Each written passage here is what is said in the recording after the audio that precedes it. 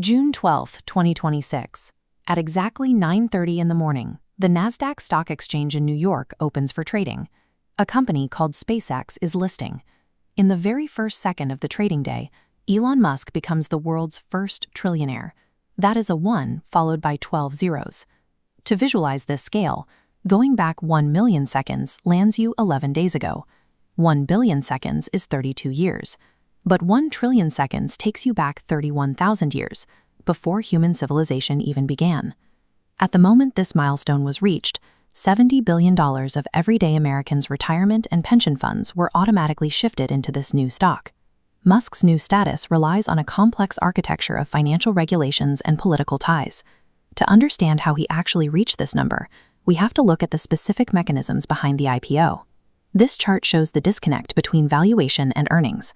By 2026, SpaceX reached a valuation of $2.2 trillion. Yet, in 2025, the company recorded a $5 billion operating loss, with another $4 billion lost in the first quarter of the following year. Economist Burton Malkiel calls this the castles in the air theory. It occurs when a company's share price is driven by psychological value and a specific version of the future, rather than its current business performance. In 2013, Musk proposed the Hyperloop, promising travel at 600 miles per hour between major cities. It remained a concept for a decade until the company was finally wound up in 2023, having produced nothing more than technical mock-ups. In 2017, the Boring Company promised to solve city traffic with high-speed underground tunnels. The resulting project in Las Vegas was a 2-kilometer tunnel that became congested with the same traffic jams it was meant to eliminate. Investor Steve Eisman describes the current valuation as madness. He views the SpaceX IPO as a science fiction story tailored for a specific cult of followers, rather than a sound investment. Hacking investor psychology through a cycle of unfulfilled promises allowed the valuation to soar, despite the company's multi-billion-dollar losses. Musk claims to hold only 0.1. Upon death, the shares pass to heirs under rules that allow the wealth to bypass the capital gains taxes that would have been due had the shares been sold during their lifetime.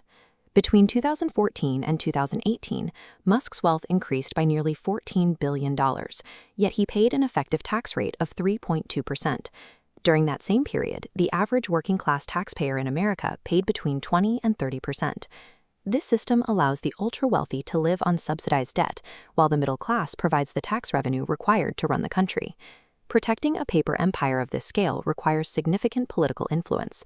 In 2024, Musk became the single largest donor to Donald Trump's campaign, contributing $290 million to secure his victory. Following the election, 40 separate investigations and court cases involving Musk's companies were systematically dropped as he took on an unofficial role as an advisor to the president. On Musk's demand, the Nasdaq index introduced a fast entry rule. This allowed SpaceX to bypass the standard months-long waiting period, designed to let stock prices settle and protect pension funds from overvalued listings. 2 days before the IPO, the SEC issued a letter excusing brokers from safe account rules for this specific listing.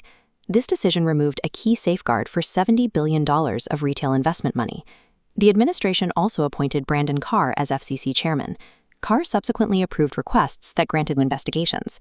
Musk secured his trillion-dollar status by purchasing the political influence necessary in contrast to global needs. According to the World Food Program, $40 billion per year, a fraction of his net worth, could eliminate world hunger by 2030. Musk challenged the organization to provide a roadmap for how $6 billion could solve the crisis. When they provided a concrete plan to save 42 million people, he did not respond. This trillion-dollar valuation is built on a foundation of political favors and unfulfilled promises, and remains a bubble at constant risk of bursting. History judges the ultra-rich by what they contributed, not their bank balance. Protecting your own financial future requires looking at fundamentals over hype, and refusing to worship at the altar of a financial cult.